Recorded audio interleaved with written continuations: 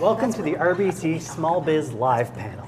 I'm JP Davidson, host of the RBC podcast series, The Sound of Small Business, and moderator for today's panel discussion. Thanks to everyone nationwide for tuning in and to those of us here in the studio today. Today we're going to be talking about the good problems that small business owners face every day. I have a wonderful panel with me here today, and I just can't wait to introduce you to all of them.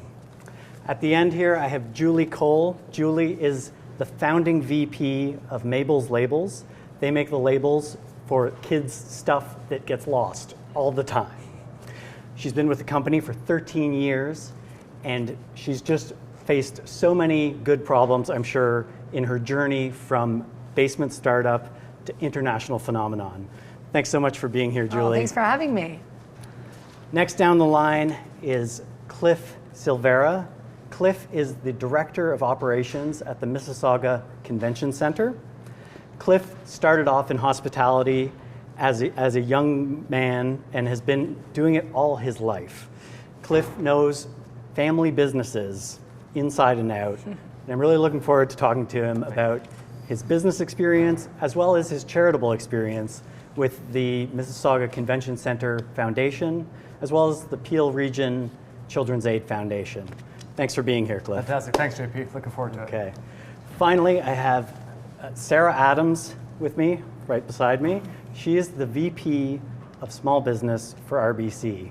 She and her team work tirelessly to help small business owners as well as aspiring entrepreneurs all across the country to start, manage, and grow their businesses.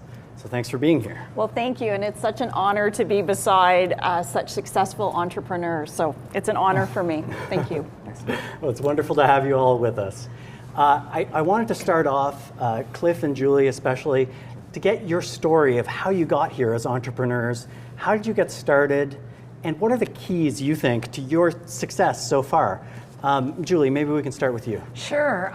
Okay, well, I started this business 13 years ago with 3 other women. So it's a partnership of 4. And we started for a couple of reasons. One was that we had a really good product idea. There was a product missing from the market.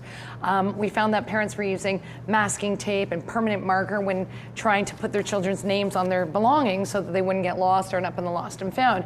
And we just thought, gosh, we can do a little bit better than that. Let's try and find something more durable, something that's cuter, something that really speaks to us. So basically, we were filling a gap in the marketplace. And the second piece of that was that actually at that time, my eldest child was diagnosed with autism. And I wanted to leave the traditional workforce so that I could focus on his therapy. So at that time, that's when I said to my girls, hey, maybe now is the time for us to launch Mabel's Labels.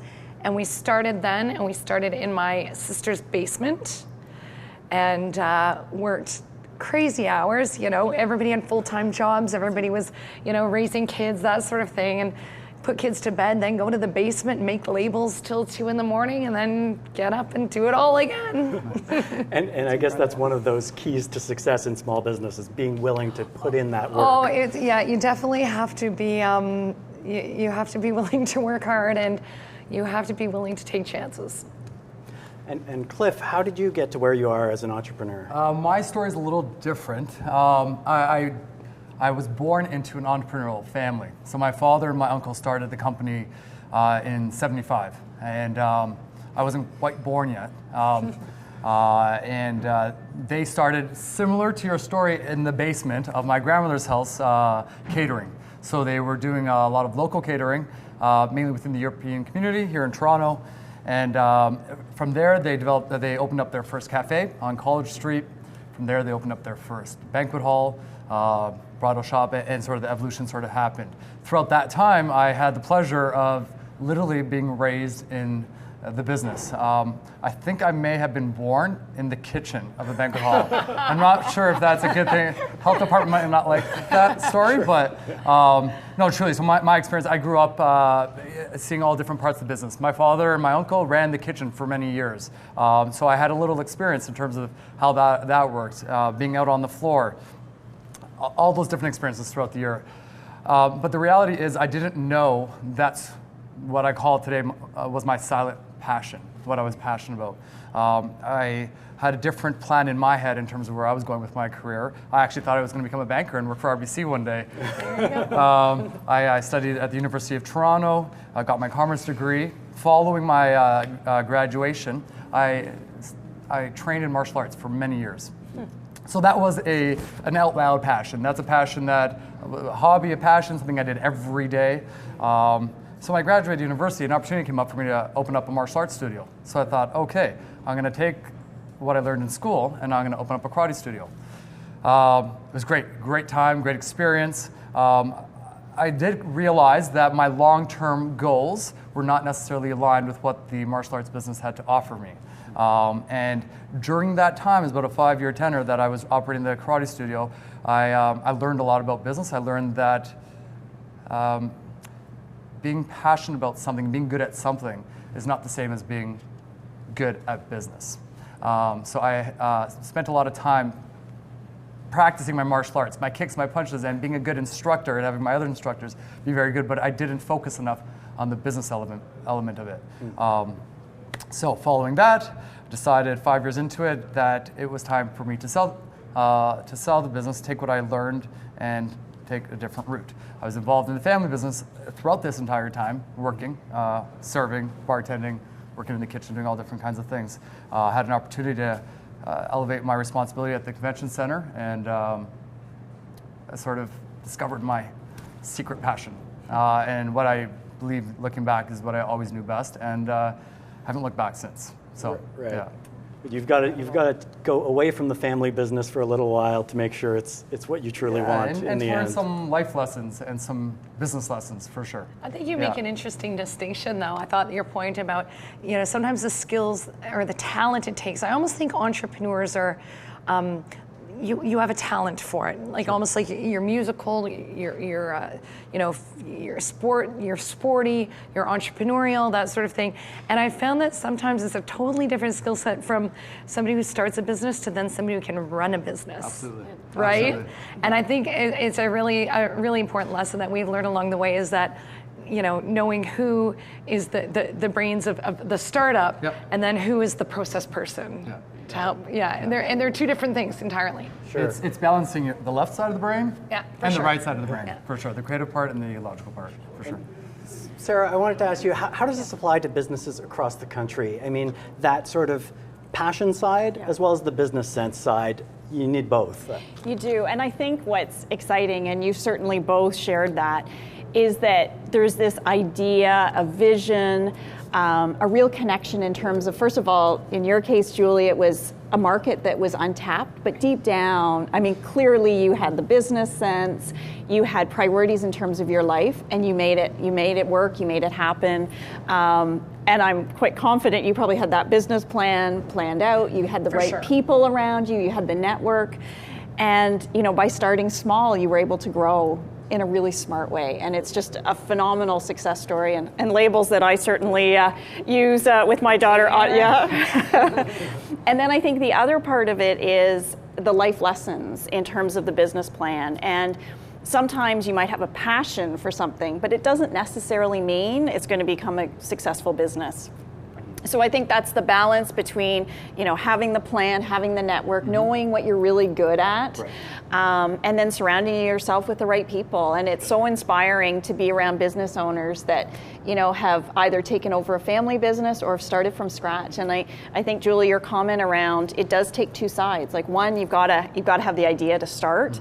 And then as you grow, quite often that's when your network needs to expand. You need more advisors, you need more of those connection points to make the smart decisions as you grow. Definitely, and I think often what small businesses sometimes where we lack is we want to do it all ourselves, right? And I get it because, you've got this, it's putting the cart before the horse sometimes as far as money, right?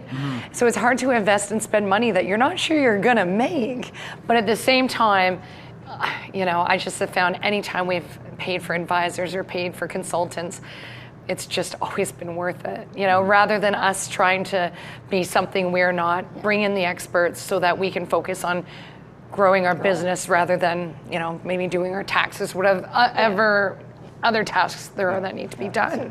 I want to get back to that, not trying to do it all yourself, because I think that's a really important point for small business. But I want to take an opportunity as well to remind our home viewers that they can follow the conversation tonight on Twitter by searching for the hashtag RBCSmallBiz.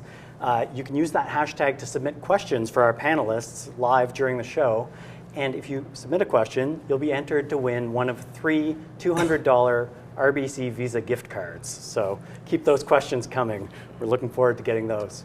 Also, if you've missed any of the panel so far, you'll have the opportunity to listen again as part of the Sound of Small Business podcast series from RBC. You can subscribe to the podcast at rbc.com/soundofsmallbusiness, and you can also search for it anywhere you can find podcasts. So we'll have that plus other great stories from entrepreneurs all across the country on the podcast. I wanted to bring it back to a question from our social media. We actually have a question from Lana on Facebook. She says, and it's actually a question about social media, coming in via social media, of course.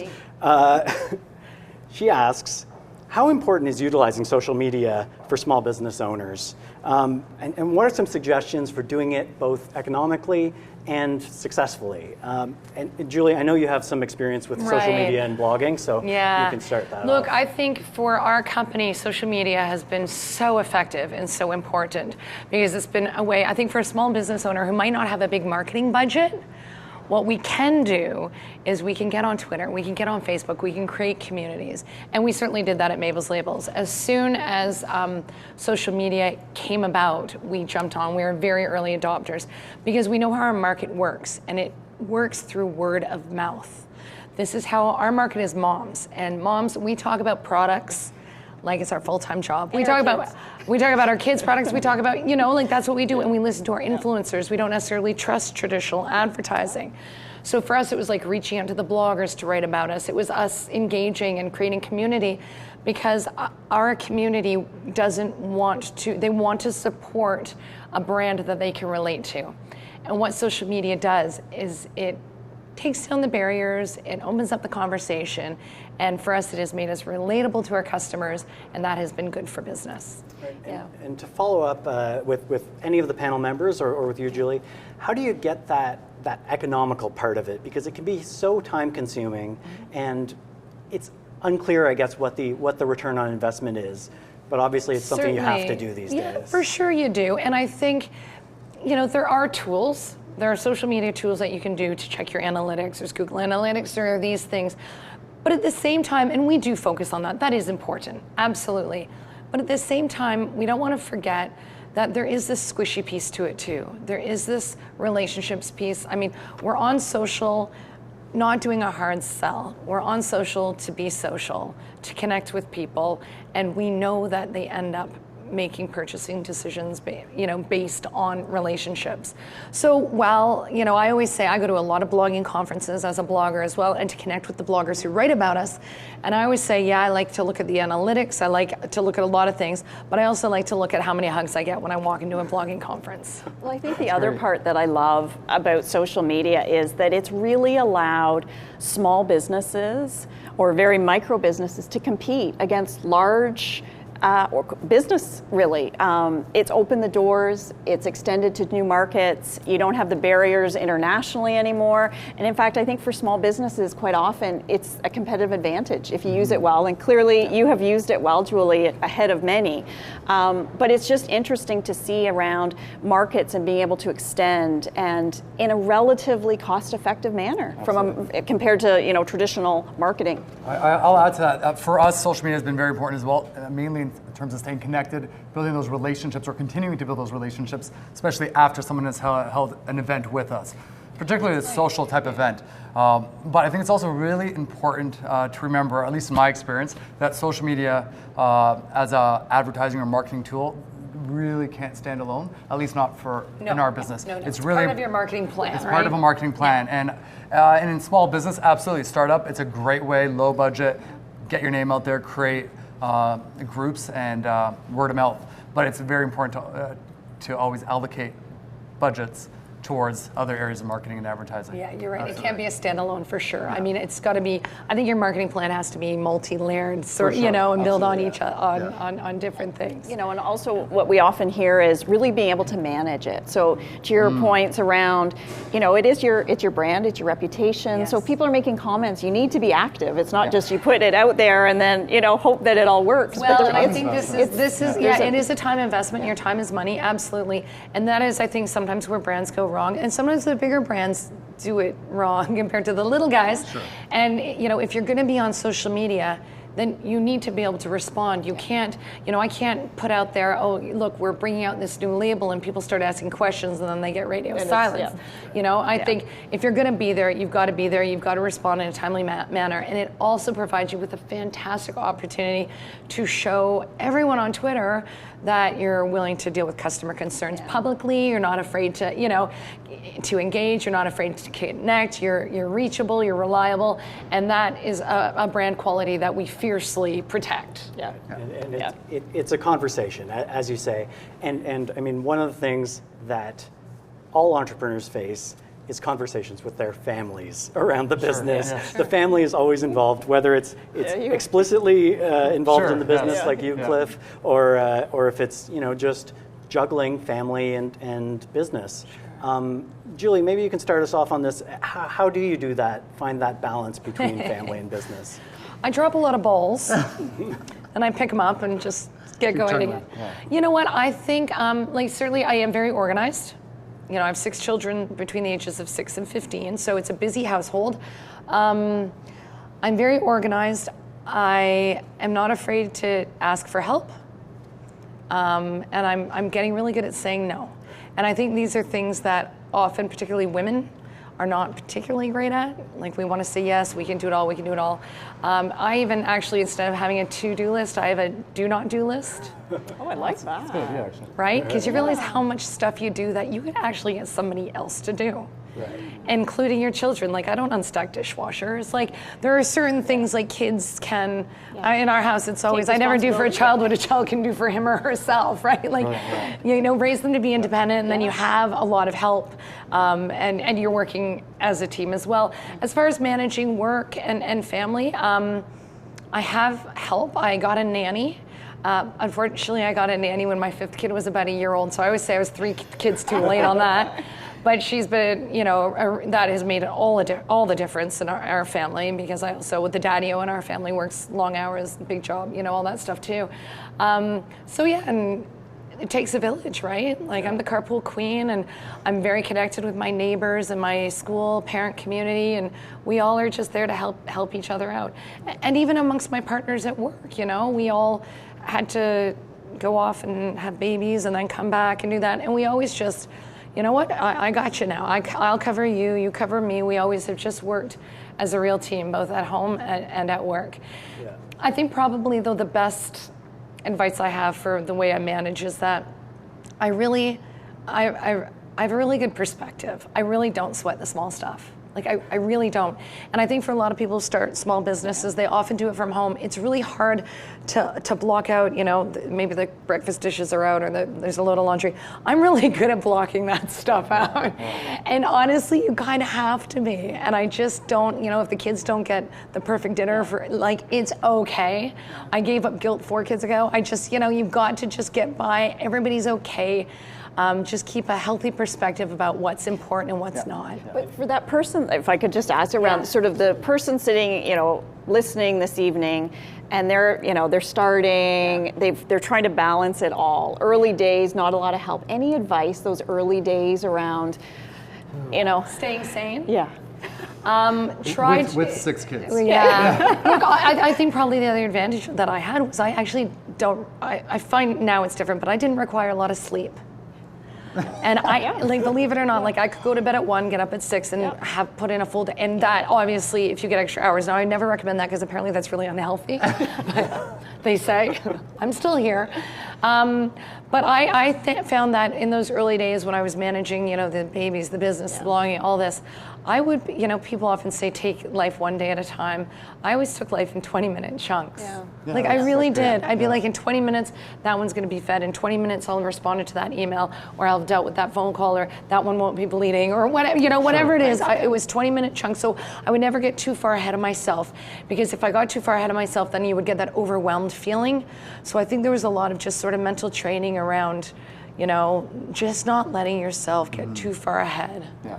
I'll add to that in life, in business, in most areas that surround all of us, timing plays a huge role. I think it's important to be honest with yourself and to look at your wishes, your desires, your goals, your aspirations, and make wise decisions. I mean, passion is extremely important in any business, and you need to follow passion, but you also need to have a logical perspective to situations.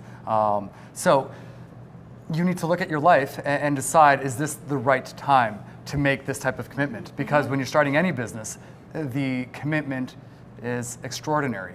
As in having a family, as in having 6 children. I have 2 children. I have a daughter who will be 4 in December, and a son who just turned 1.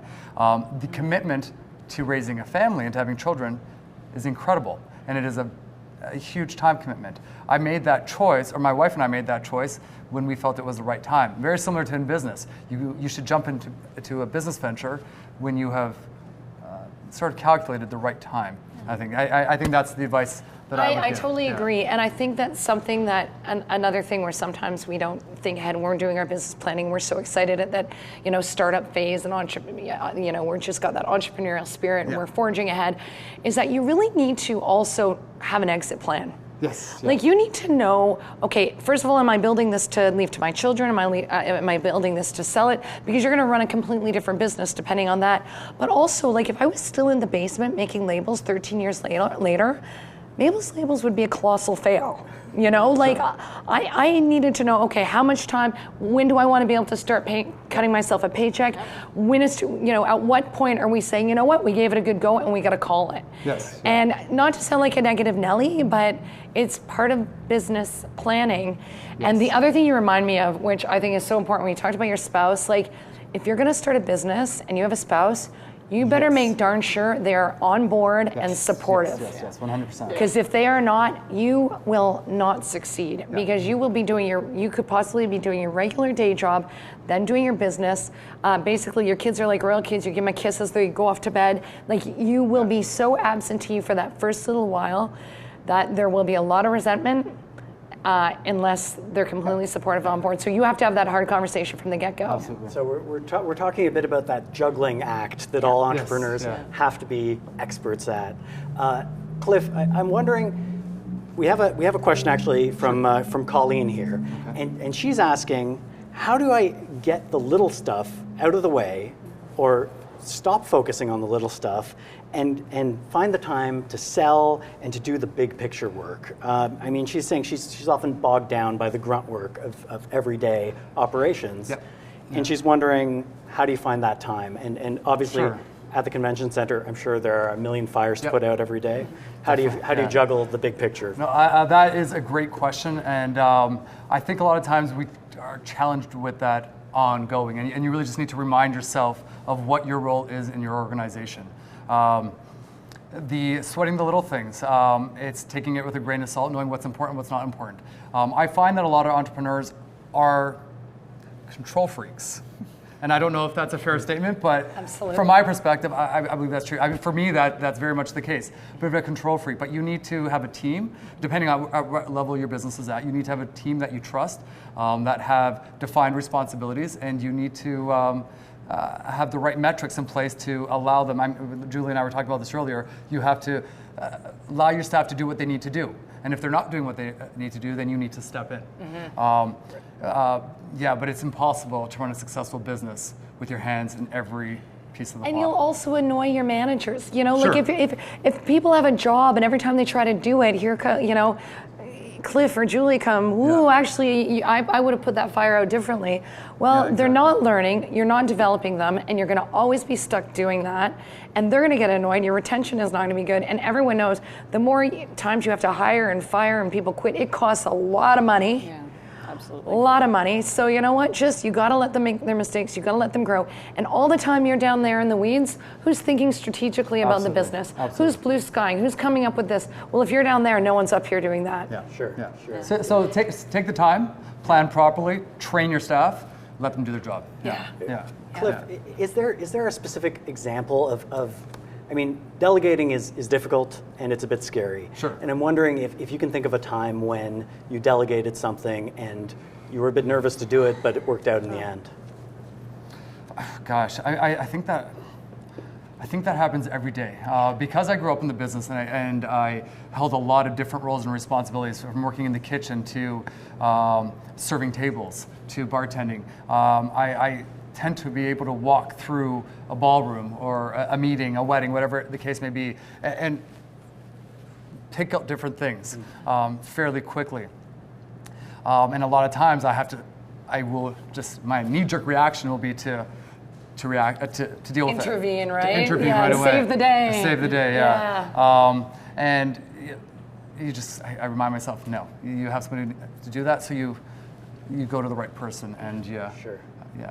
And sometimes That's a good hard, manager, yeah. right? Like that's how we had to learn. Like we had the same thing. It was really hard for us because we went from, us doing everything, and then our first hires were kind of the worker bees, so the people who made the labels and that sort of thing. But then we added that extra layer, the managers, and that was tough for us. Yeah. That was a tough transition for us. That was a lesson in letting go. And I think that's sort of part of the life stage of the business. So the early days, you start often by doing it all. Yes. You are everything. But being able to hire managers is a good Yeah, problem to that, have, I was going to right? say, now Yes. that's when, Exactly. celebrate it. No, Yeah. and, to your point, Cliff, around roles and responsibilities and remembering, Stay like this is what I'm responsible. Yeah.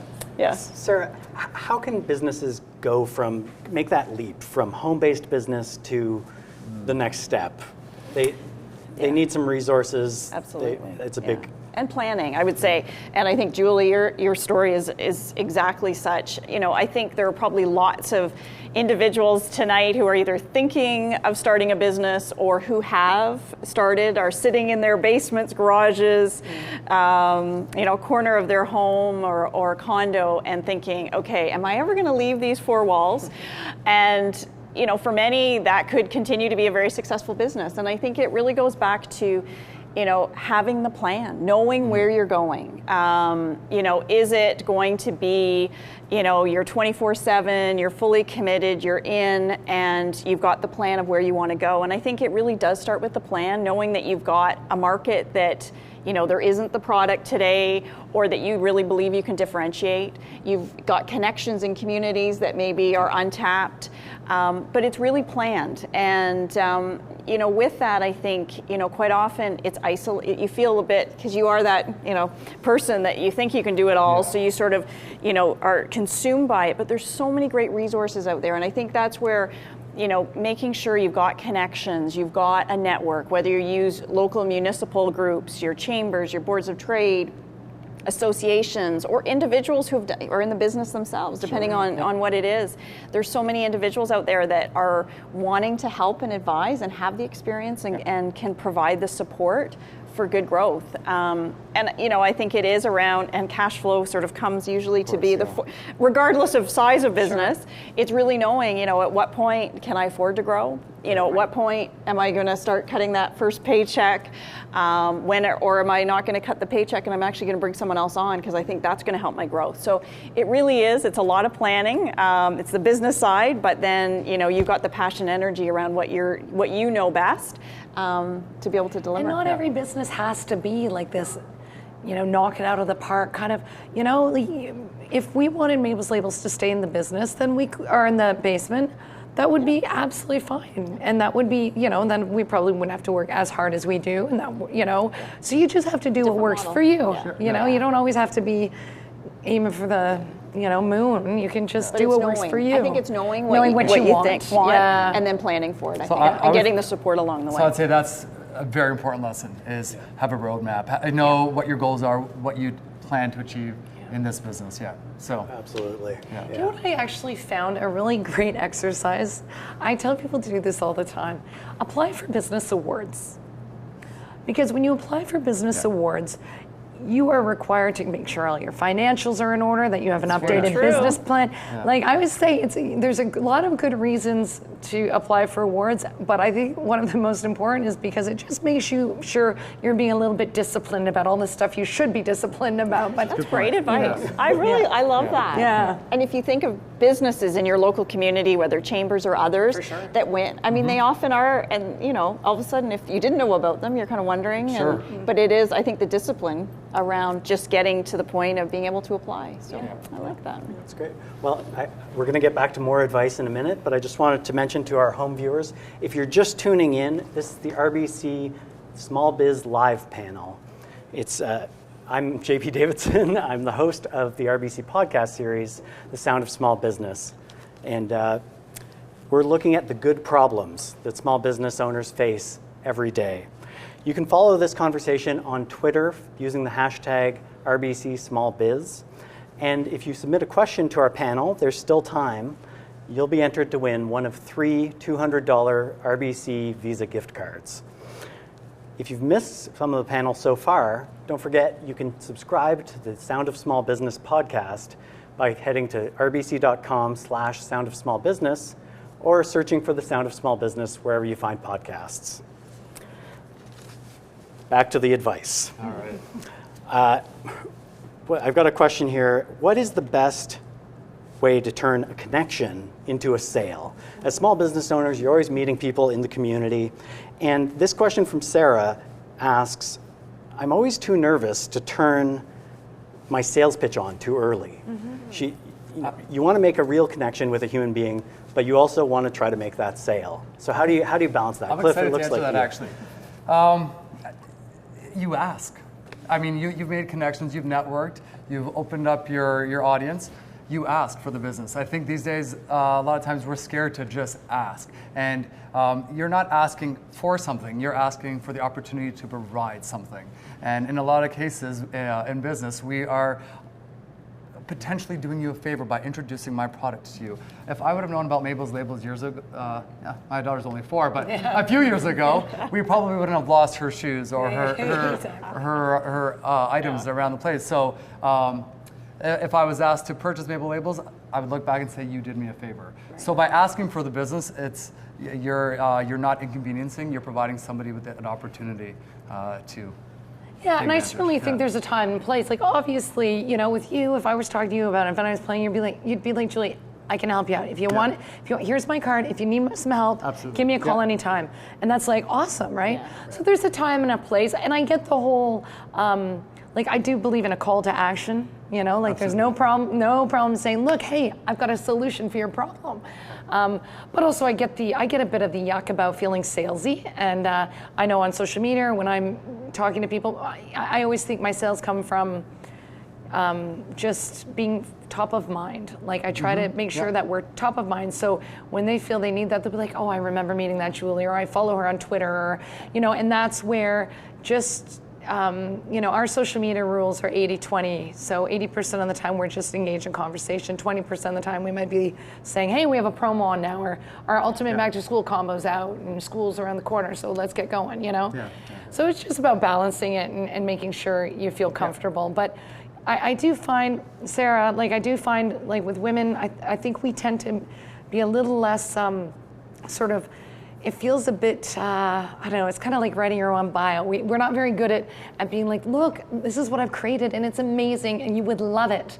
We're not always so great at that. And I think we need to practice and get a little bit better. So come on, Sarah, get out there. Sell. Practice makes perfect. Well, and they're a great, again, if sales isn't your strong point, I mean, maybe your passion was creating the product or the service, but sales isn't. There are people for that. There are, and there are people for that. Or if you can't get the people, then, there's networks and again, courses you can take and so forth just to become more comfortable. Because I think, Cliff, to your point around, at the end of the day, I think individuals do expect to be asked. I mean, it's some, you feel good about being asked, that might be the right, and when it's the right match, then it's the right time.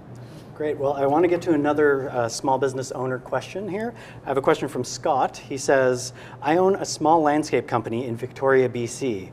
As we can be a materials-heavy industry, I'm always looking for ways to properly manage cash flow. Do you have any insight? And that's open to the whole panel. Yeah. It looks like, Sarah, you have a response for Scott, that. you're not alone. That's your statement.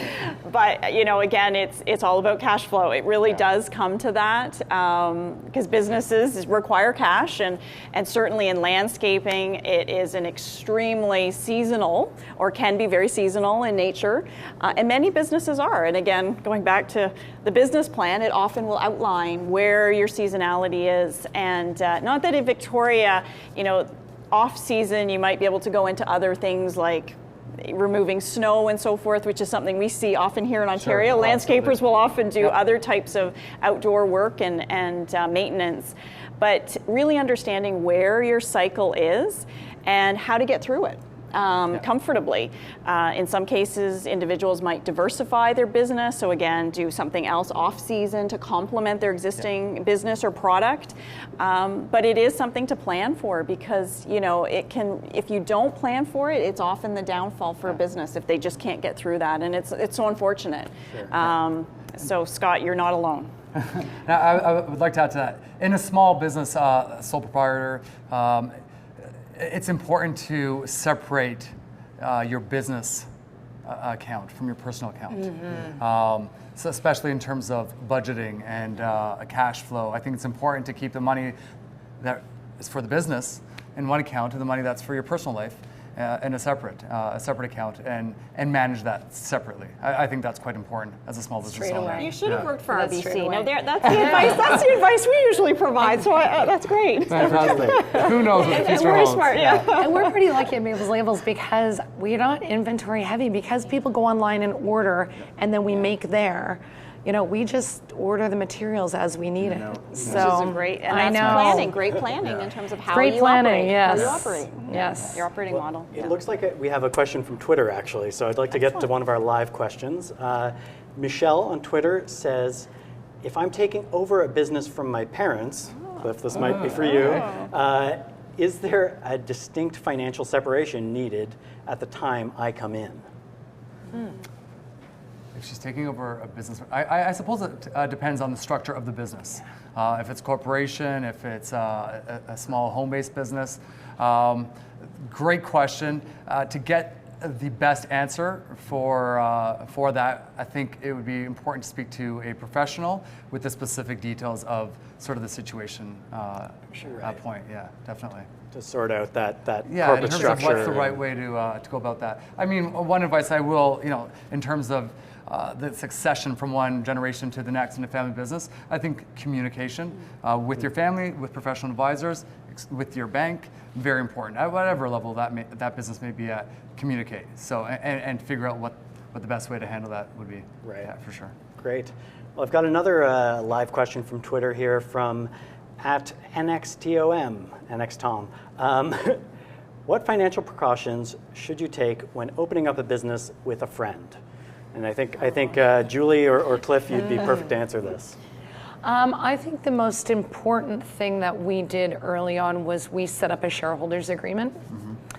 And I think it's worth doing that. So basically that outlines, who owns what shares, if somebody wants to leave the business, how that goes. Because I often say, if you think marital divorce is messy, you should try business divorce. And get that shareholders agreement in place while you're all still friends. So I think that's when you're doing your business planning, if you can get a shareholders agreement in place straight away, that's probably the best advice I can give you. Now, can I ask you a question in regards to that? I think. Is that allowed? With the shareholders agreement, when you're starting it at an infancy stage, are you looking to what the future plan for this business would be? Yeah, you are. You are. You are. And that's why it actually, we recently redid our shareholders agreement. You go and revisit it depending on if things change or situations change, and you add people to it or take people off of it or whatever. But it's definitely, in a way, a working document in that you don't just let it collect dust where you pull it out every little while and revisit. Great advice. So you'd probably say professional support through that. That's probably not one to kind of sit around a kitchen table and figure out on your own. No, that's going to end, messy business divorce, if that's how you do your shareholders. So you have to be careful to avoid those pitfalls when you're working with friends or family. But Are there any advantages? I mean, there must be, to working with friends and family, people you know really well. Amazing. I mean, your family, they're your bloodline, they're your backbone, they're there to support you through the good and the bad. Absolutely. And if you have the opportunity to work in a family business, you're blessed, truly. It doesn't come without the challenges. It's hard to separate at times where business ends and family begins, or vice versa. And quite often it does get blended. But it's just important to remember that your family is your family and you love them regardless. Doesn't matter how that board meeting may have gone or what happened. There's a level of trust that exists. And they know you, right? And they know you. They know you're good, you're bad, you're exactly. happy, You know what you're getting into. You know, why I started with 3 other women. I'm like, everybody knows each other's strengths, each other's weaknesses. We know, and it actually allowed us to bring 4 good brains together and divide and conquer up the jobs instead of me having to do it all.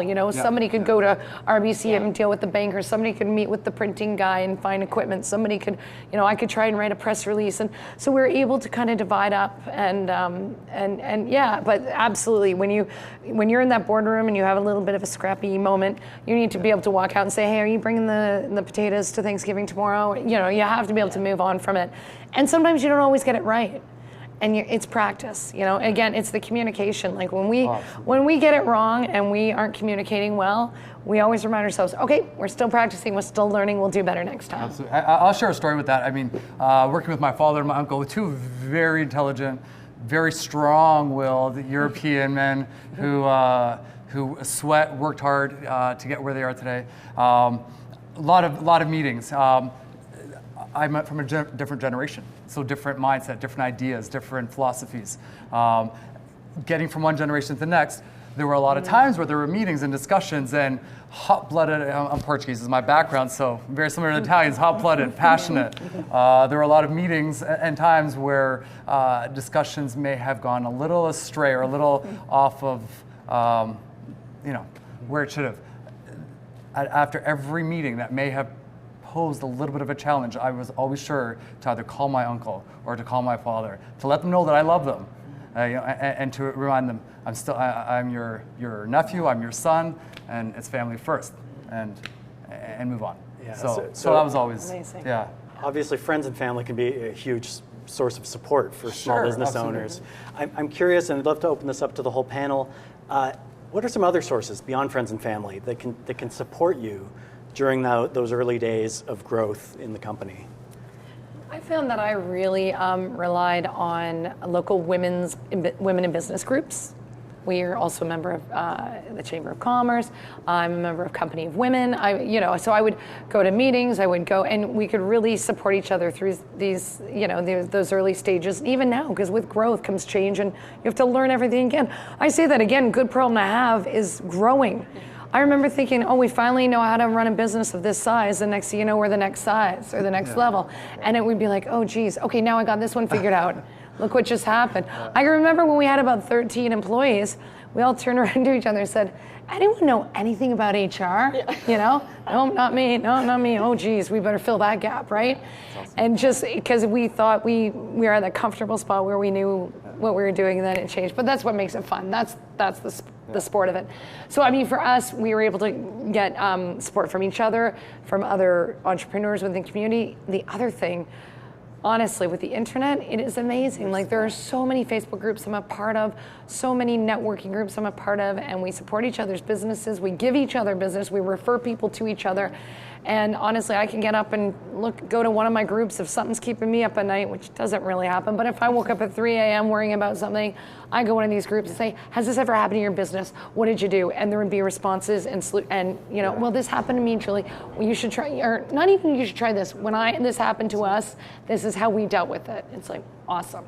So I think the social media in itself has been another great benefit to social media. Absolutely. Connecting us. Absolutely. Like, regardless of geography. And I often think in the old days, like pre-internet, it would have been isolating. Yeah. Imagine if you're alone working out of your basement, not especially connected in a with more rural adults. Community. I mean, without other potential. Absolutely. Whereas now very you can be speaking with adults, speaking with entrepreneurs all the time. It's funny, we don't really think about that anymore. It's just, It would have been so isolating. Yeah.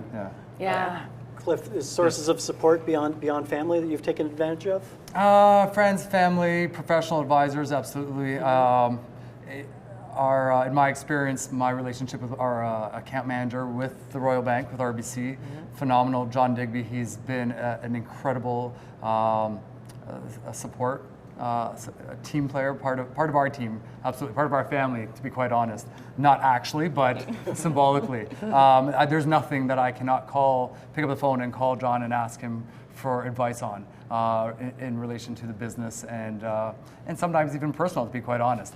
Same relationship with our accountant and our lawyer. So I think it's important to build strong, good, dependable, trustworthy relationships with professional advisors. Absolutely. Yeah. Absolutely. Yeah. I've got another question from Twitter here, and I just want to remind folks at home that they can continue to submit those questions right up until 9 p.m.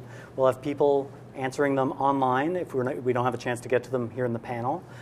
Use the hashtag RBCSmallBiz, and you'll get entered into that contest for a $200 RBC Visa gift card. But right now we have this question from Twitter from Josh Spaniel. He says, if you could go back and hit the reset button, what would you do differently if you were starting your business today? And I love that. It's a huge learning process, so I'm sure there are a few things you might do differently. What comes to mind? Anyone on the panel? For myself, being our business is a little different. Obviously, we sell a service, we sell a product, but we have a facility, or we have a few facilities. So it would be buying up land.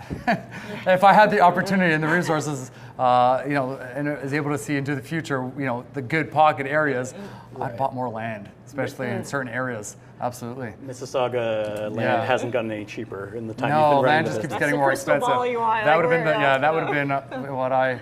But there's no way of knowing, right? So.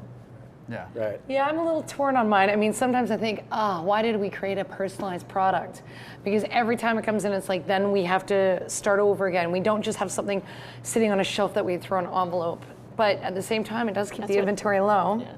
And it also, that's the whole point. That's what makes us what we are. It's so highly personalized. From they put their name on, they pick a color, they pick a little picture icon. It's so about that kid. That's kind of that's the secret sauce. Yeah. So, yeah. But if I were to do it again, maybe I'd do something not, that was more off the shelf. Who knows? Who knows? Seems like you're both all about looking forward as entrepreneurs. Totally. It's not about the regrets. And all those learning. Things we've learned. I mean, there's so many things we've learned along the way, and that's, there's no point in dwelling. It's about learning, not feeling guilty, like with kids or business or careers.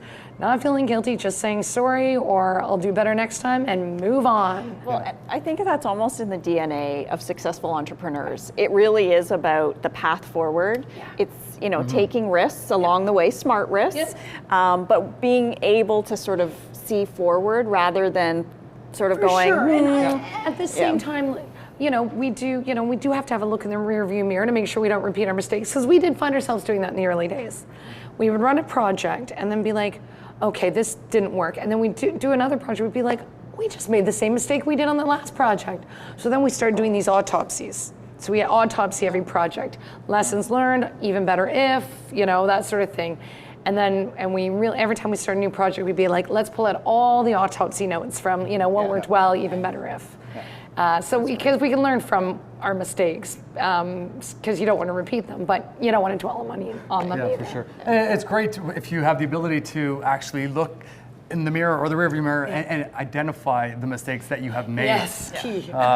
For sure. I mean, you need to be honest with yourself. Yeah. There's a lot of pride in ownership, and if we think that we don't do wrong, you're not going to be in business, in my opinion, for very long. So just be honest with yourself. Yeah, ego can take a toll on its Absolutely. business. So. I don't know about the Donald, but for everybody else, it seems ego can take a toll. No, exactly. Well, Cliff, you had mentioned earlier just around, the network you create. I mean, one thing that I certainly hear across the country of successful entrepreneurs is that they often will have a mentor, someone who can really, transparent, honest, supportive where they need to be, but really, kind of do that wake-up call once in a while, like, is this really, and so someone that you can really rely on to give you that feedback, because again, you're your own boss. I mean, you don't have that sort of... Having a business coach is also a good idea, like that they kind of, somebody can take that dual role of mentor and business coach. Brutal honesty. That's right. You need it. We all need that. Yeah. Cliff and Julie, who was that person for you when you were starting out? Can you tell me about your business mentor? For me, it was definitely my father and my uncle. Truly, I mean, we don't always see eye to eye in the way we do things, but I always respect their choices, their decisions, their advice. My father would probably say that I often don't listen to his advice, but I always listen to his advice. I just don't always take his advice. But I truly do. They challenge me more than anybody in my life. So so it's great.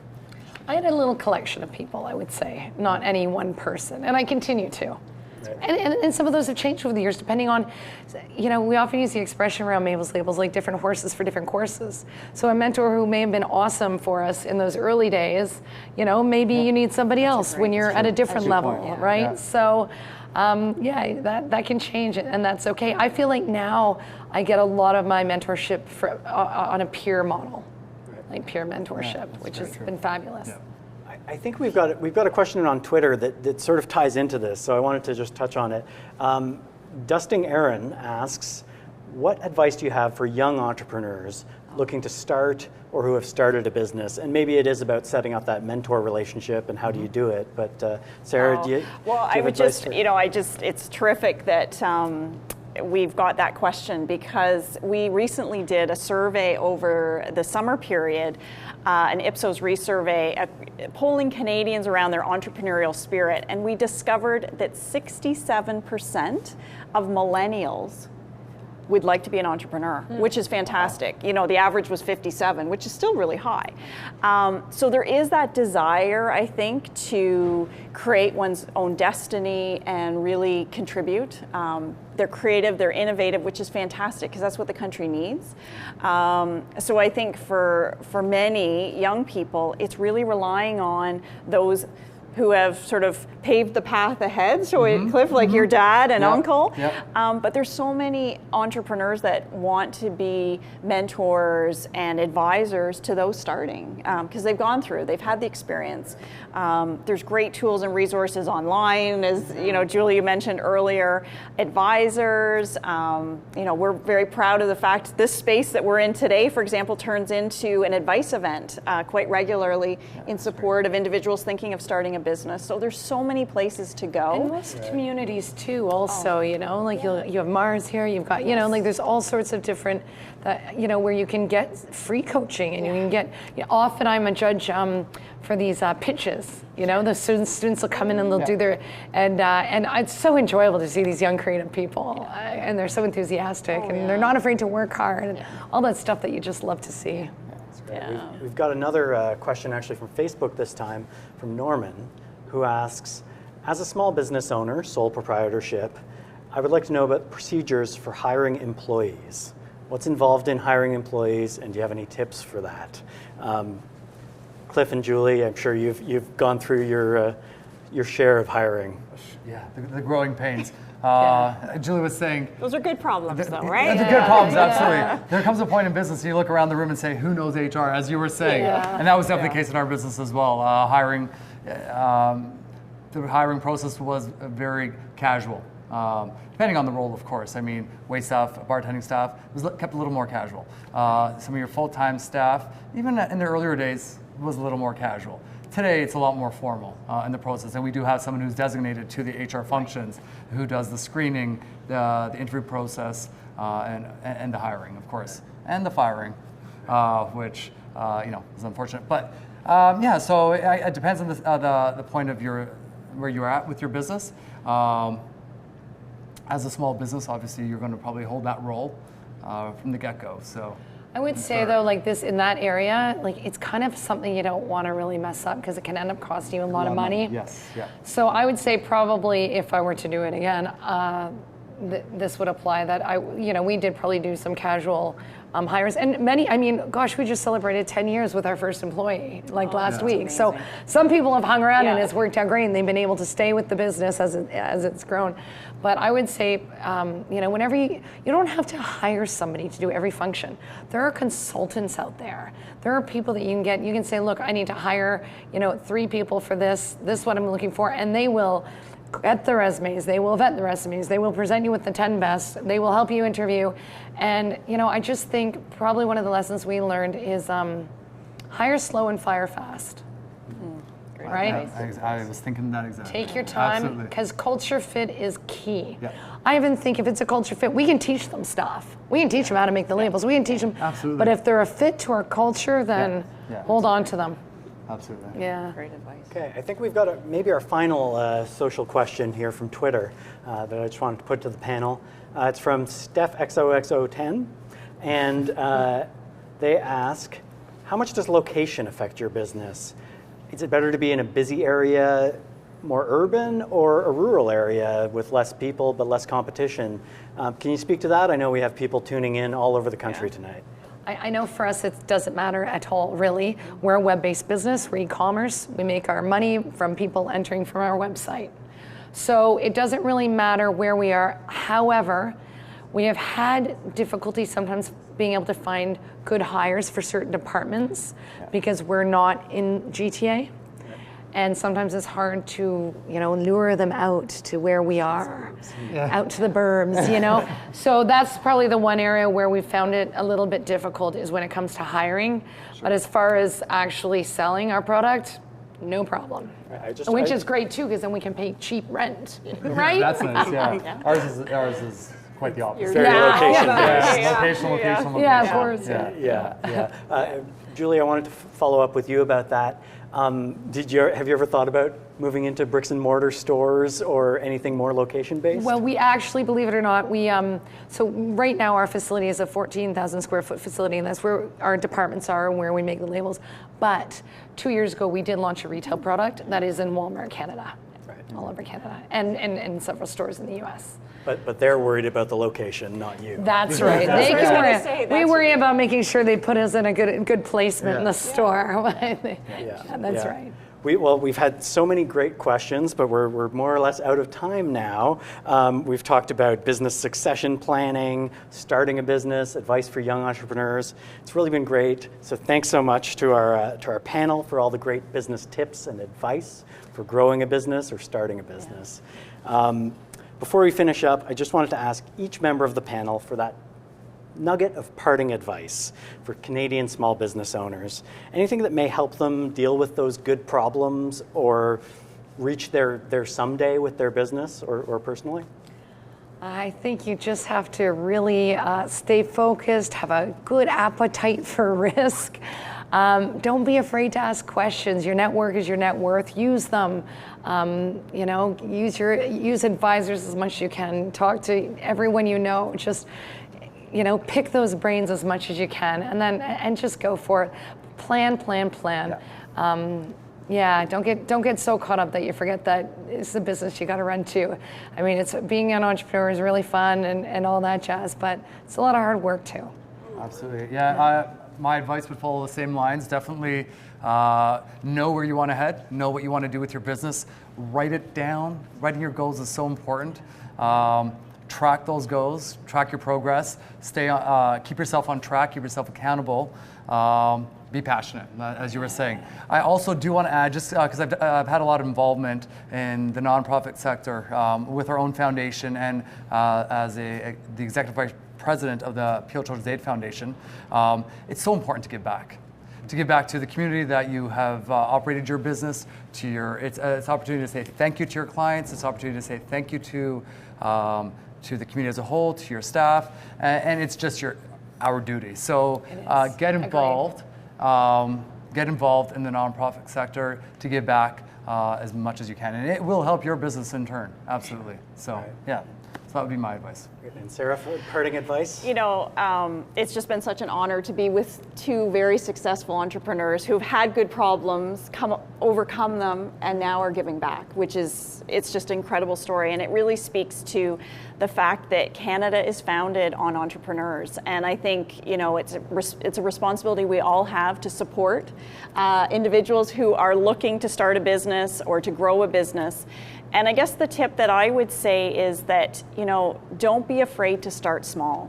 You know, it's that spark, it's that idea. I think quite often you hear the success stories, the big stories, and you think, oh my goodness, I need to get there today. But the majority of businesses really started small. If you think of the big brands like these here and others we know, the reality is they started really small. They started with the idea, they had the plan, and they stuck to it. And I think that's the part that, you know, it excites all of us, and you know, we're all here to support. So, you know, get started. Great. Well, and Julie and Cliff, I just was thinking, I mean, we've been talking about you as though you've arrived at where you need to be as entrepreneurs, but there's a lot of growth ahead of you still. Yeah, I wonder if you could both just briefly touch on what's next, where are you going from here? Well, I know for us, we've got a lot of things in the product development area right now that we're considering, and you know, responding to our market, remaining the product leaders, and getting into new markets as well. All right. Yeah. Great.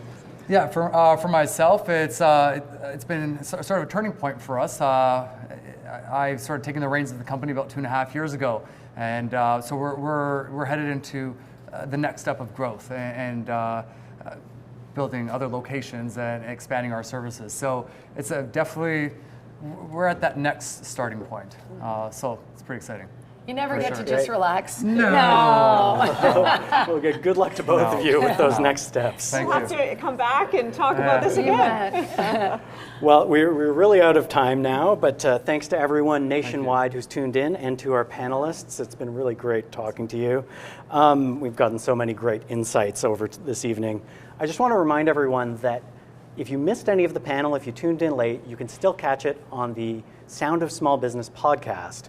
You can subscribe to the podcast right now, right after this panel ends. Head to rbc.com/Sound of Small Business to subscribe, or search for the Sound of Small Business wherever you find podcasts.